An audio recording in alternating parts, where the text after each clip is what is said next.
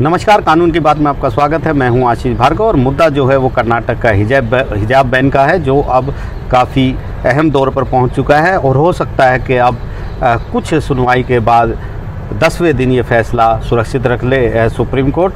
2 जजेस की बेंच है, जस्टिस हेमंत गुप्ता और जस्टिस सुधांशु धुलिया, जो लगातार इस मामले की सुनवाई कर रही है। मुस्लिम पक्ष अपने पहला पूरी दलीलें दे चुके हैं, कर्नाटक सरकार की दलीलें भी ख़त्म हो चुकी हैं। थोड़ी सी कुछ दलीलें बची हैं, जो पेटिशनर हैं उनकी दलीलें बची हैं, जो यहाँ पर जवाब देने वाले हैं। ख़ास तौर पर जो संस्थान हैं जिन्होंने ये लागू किया है, यूनिफॉर्म ड्रेस कोड लागू किया है, जिस पर हिजाब पर प्रतिबंध है। और इसके साथ साथ एक बार फिर मुस्लिम पक्ष को मौका मिलेगा कि कुछ देर के लिए वो इन सबके जवाब, जो सरकारें कह रही हैं, जो प्रतिवादी कह रहे हैं, उनके जवाब दाखिल करें। काफ़ी अहम सुनवाई हुई है 9वें दिन, और बड़े बड़े सवाल फिर एक बार सुप्रीम कोर्ट ने उठाए हैं कर्नाटक सरकार के ऊपर। जस्टिस धुलिया ने सीधे तौर पर कर्नाटक सरकार से पूछा कि अगर कोई सिर अपना ढकता है तो वो कैसे पब्लिक ऑर्डर या फिर सामाजिक एकता के खिलाफ हो जाता है। ये भी पूछा है कि कोई लड़की किसी मॉल में जाती है, हिजाब पहनती है, या सार्वजनिक स्थान पर जाती है, हिजाब पहनती है, तो ऐसा कैसे होता है कि ये उसके वहाँ पर मौलिक अधिकार बनता है, लेकिन जैसे ही वो स्कूल के गेट पर आती है तो उसके इस मौलिक अधिकार को छीन लिया जाता है।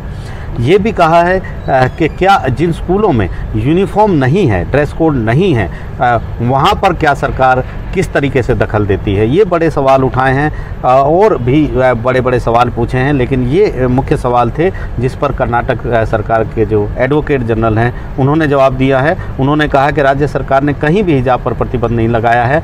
राज्य सरकार ने तो सिर्फ संस्थानों को कहा था कि वो यूनिफॉर्म, एक ड्रेस कोड लागू करें, और कहीं भी किसी सार्वजनिक स्थान पर भी मौलिक अधिकारों का हनन किया जा सकता है, बशर्ते, क्योंकि वो भी एक वाजिब प्रतिबंध के द्वारा रोके जा सकते हैं। लेकिन हिजाब पर कहीं रोक नहीं है। आप स्कूल की बस में जा रहे हैं, ट्रांसपोर्ट में, तो भी हिजाब पहन सकती हैं छात्राएं, स्कूल के गेट पर भी पहन सकती हैं, परिसर में भी पहन सकती हैं। लेकिन हिजाब पहनने से सिर्फ क्लासरूम यानी कक्षाओं में रोक लगाई गई है, क्योंकि सामाजिक एकता की बात है। लेकिन सुप्रीम कोर्ट इन सब बातों से संतुष्ट नहीं हुआ। सुप्रीम कोर्ट ने आगे भी पूछा कि इस तरीके से मौलिक प्रतिबंधों पर एक सामान्य तरीके से मौलिक अधिकारों पर प्रतिबंध नहीं लगाया जा सकता है, क्योंकि भारत के संविधान ने मौलिक अधिकार दिया है और प्रस्तावना में भी ये है।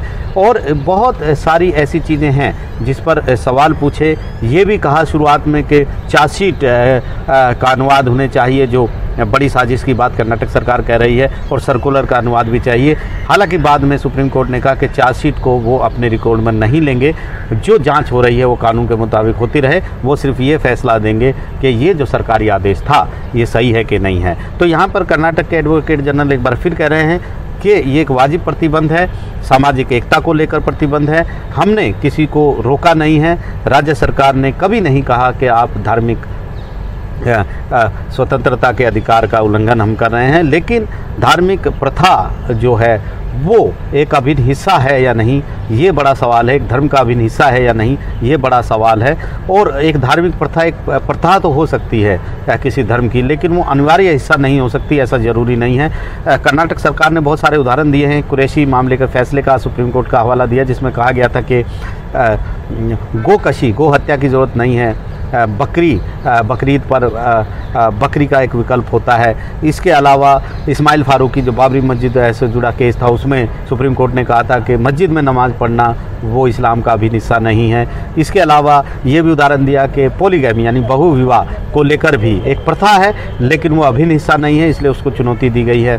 तो ये तमाम उदाहरण दिए गए हैं कि जब तक एक अनिवार्य प्रथा ना हो, आप जो उसे संरक्षित नहीं किया जा सकता, उसे मौलिक अधिकार नहीं कहा जा सकता। ये पुराने उदाहरण दिए हैं। और ये भी कहा कि हिजाब भारत में भी बहुत सारे महिलाएं जो हैं हिजाब नहीं पहनती हैं। फ्रांस जैसे देशों ने हिजाब पर बैन लगा रखा है। तो ऐसे में जो कुरान है उसमें बहुत सारी चीज़ें हैं, धार्मिक ग्रंथों में बहुत सारी चीज़ें होती हैं जिसे प्रथा के तौर पर स्वीकार किया जा सकता है, लेकिन ये नहीं कहा जा सकता कि वो उस धर्म का अभिन्न हिस्सा है। ये दलीलें दी गई हैं। जस्टिस हेमंत गुप्ता ने भी इसी तरह की बात कही है कि पाकिस्तान में लाहौर हाई कोर्ट में एक जज हैं जिनको वो जानते हैं। वो जब भारत आते हैं तो उनकी दो छोटी बेटियां होती हैं, उन्होंने कभी उनको हिजाब पहने नहीं देखा। यूपी और पटना में भी उन्होंने कई मुस्लिम लोगों से बात की है, वो भी हिजाब नहीं पहनते हैं। ये तमाम बातें हुई हैं, लेकिन सुप्रीम कोर्ट ने फिर बड़े सवाल उठाए हैं। नवदगी जो एडवोकेट जनरल के बाद ASG KM नटराज ने भी कर्नाटक सरकार की तरफ से दलीलें दी हैं और कहा है कि राज्य सरकार सिर्फ और सिर्फ ये सुनिश्चित करना चाहती है कि यूनिफॉर्म हो, एक एकता का माहौल स्कूल कॉलेजों में हो। उसने कभी किसी को नहीं रोका। संस्थानों को ये अधिकार है कि वो एक यूनिफॉर्म, एक ड्रेस प्रेस्क्राइब करे, और उसको लेकर जो सर्कुलर जारी हुआ था उसमें हिजाब बैन की कोई बात नहीं थी। ये एक मौलिक अधिकार नहीं है हिजाब, ये एक बार फिर कहा है, क्योंकि ये अनिवार्य जो हिस्सा है वो नहीं है इस्लाम का। ये लगातार कर्नाटक सरकार ने बात कही है। बहुत सारे सवाल जवाब 8वें दिन भी हुए थे। सुप्रीम कोर्ट ने बड़े सवाल भी उठाए थे, पूछा भी था कि एक हिजाब अगर पहन ले तो इससे किसी को क्या खतरा हो सकता है, शांति व्यवस्था कैसे बिगड़ सकती है, अगर नीली कैप को आप यूनिफॉर्म के रंग की कैप को इजाज़त दे रहे हैं तो उसी रंग के हिजाब में किसी को क्या दिक्कत है, उस किसी के मौलिक अधिकार का कैसे उल्लंघन है। ये तमाम बड़े बड़े सवाल यहाँ पर सुप्रीम कोर्ट ने लगातार पूछे हैं। बहरहाल हिजाब बैन को लेकर अभी बहस जो है वो जारी रहेगी, लेकिन अब बहस अपने अंतिम दौर में है और जल्द ही इसका फैसला आने की भी उम्मीद है। नई दिल्ली से आशीष भार्गव, NDTV।